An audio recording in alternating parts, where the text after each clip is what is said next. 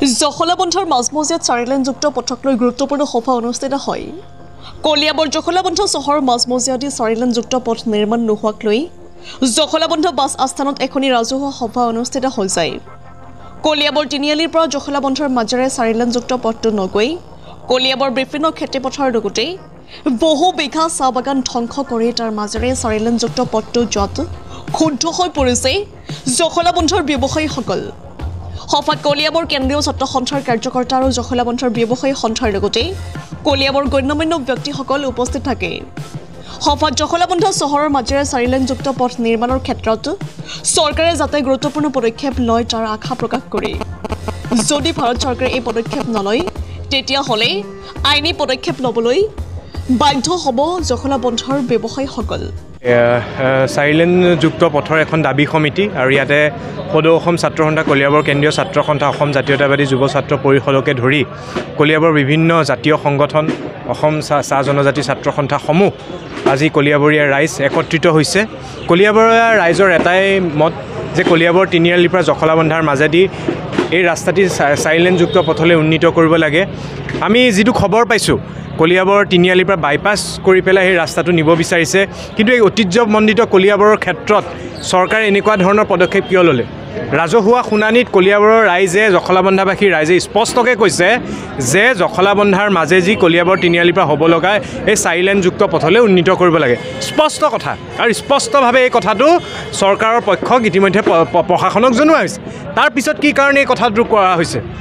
আৰু ৰাইজৰো এটা ধৈৰ্যৰ সীমা থাকে। আজি কলিয়াবৰ ৰাইজ এখন ৰাজহুৱা সভা হৈছে, গণস্বাক্ষৰ হৈছে, সকলো ৰাইজ একত্ৰিত হৈছে আৰু আমি একেলগে অহিংস গণতান্ত্ৰিক আন্দোলনৰ লগতে আইনী যুঁজো আমি চলাই যাম আৰু কোনো পধ্যে কলিয়াবৰীয়া ৰাইজে কোনো পধ্যে এই কথাটো কেতিয়াও মানি নলয়। কৃষিভূমিৰ ওপৰেদি তেওঁলোকে নিয়াৰ এটা গোপন ষড়যন্ত্ৰ কৰিছোঁ। এই ষড়যন্ত্ৰৰ কথা আমাৰ মনলৈ এইকাৰণে আহিছে যে ইতিমধ্যে আমি দেখিবলৈ পাইছোঁ ইয়াত কলিয়াবৰৰ এই পথাৰবিলাকত দালালে দপদপাই ফুৰি আছে, তাত মাটিৰ কিনা বেচা হৈ আছে আৰু বিশেষ কিছুমান ব্যক্তিয়ে তাত মাটি ক্ৰয় কৰিছে।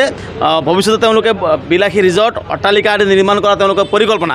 গতিকে এই সাধাৰণ খাটি খোৱা ৰাইজক পেটে ভাতে মাৰি তেওঁলোকে নিজৰ স্বাৰ্থ সিদ্ধিৰ কাৰণে এই যে যিটো কুচক্ৰ কৰিছে এই কুচক্ৰৰ বিৰুদ্ধে আজি ৰাইজে সজাগ হৈছোঁ। আজি জখলাবন্ধাত প্ৰায় 1000 আমি ব্যৱসায়ীসকলক একত্ৰিত কৰি ইয়াত আমি সভা পাতিছোঁ আৰু পৰৱৰ্তী সময়ত এই চৰকাৰখনক আমি স্পষ্টভাৱে সকীয়াই দিব বিচাৰিছোঁ। যদি তেওঁলোকে আমাৰ কথাখিনি আমাৰ দাবীখিনি মানি নলয় আৰু 4 লেনযুক্ত ঘাইপথে জখলাবন্ধা চহৰৰ মাজেদি নাযায় তেন্তে ভৱিষ্যতৰ দিনত তীব্ৰ গণতান্ত্ৰিক আন্দোলনৰ কাৰণে তেওঁলোক সাজু হৈ থাকে। ইয়াৰ কাৰণে আমি দুখী নহ'ম। কিন্তু সভাতে কোৱা হৈছিলে যে 4 লেন যদি এফালে নাযায় তেতিয়াহ'লে 37 পথ অৱৰোধ কৰিম বুলি আপোনালোকে স্পষ্ট কৰিছে। মানে কথাটো হৈছে কি, আমি গণতন্ত্ৰত বিশ্বাসী, আমি জনগণ, আমি গণতান্ত্ৰিকভাৱে আন্দোলন কাৰ্যসূচী আমি চলাই যাম। ৰাস্তা অৱৰোধ কৰি পেলাই আমি কেতিয়াও কাকো কষ্ট দি পেলাই আমি আমাৰ সংগ্ৰাম চলাব বিচৰা নাই। যদি চৰকাৰে আমাৰ কথাটো কালি শুনি লয় আমি কোনো প্ৰতিবাদী কাৰ্যসূচী কৰাৰ কথাই নাহে। কিন্তু চৰকাৰে যদি আমাৰ কথাখিনি নুশুনে তেনেহ'লে ৰাইজে কি কৰিব? এতিয়া যদি 4 লেনটো ইয়াৰ মাজেদি নাযায় ইয়াত জীৱন জীৱিকা চলাই থকা মানুহখিনি পেটে ভাতে মৰিব। ইয়াত দিনতে কাজিৰঙা হ'ব, জীৱ জন্তুৰ মুক্ত চৰণীয়া পথাৰ হ'ব। আপুনি কওকচোন, নিজৰ ঘৰখনক কোনোবা জীৱ জন্তু চৰণীয়া পথাৰ হ'বলৈ দিব বিচাৰিব নেকি? এই ব্যৱসায়িক প্ৰাণকেন্দ্ৰখন জখলাবন্ধাখন গোটেই অসমৰ কাৰণে এটা চিনাকি, লিমকা বুক অফ ৱৰ্ল্ড ৰেকৰ্ডত নাম থকা জেগা, সেইটোক মৰি খালি হ'বলৈ আপুনি দিব নেকি? তিলকৈ মৰিবলৈ দিব নেকি? আমাৰ স্পষ্ট কথা, যদি আমাক তিলকৈ মাৰিবলৈ আছে তেনেহ'লে আমি ৰাজপথত ওলাই যাম, আমাক গুলিয়াই মাৰক, আমাক চৰকাৰ প্ৰশাসনে পুলিচ লগাই পেলাই মাৰি দিয়ক, আমি সেইটো কাৰণে সাজু আছোঁ। কলিয়াবৰৰ পৰা কৃষ্ণ কুৰেৰ ৰিপৰ্ট, নিউজ 24 অসম।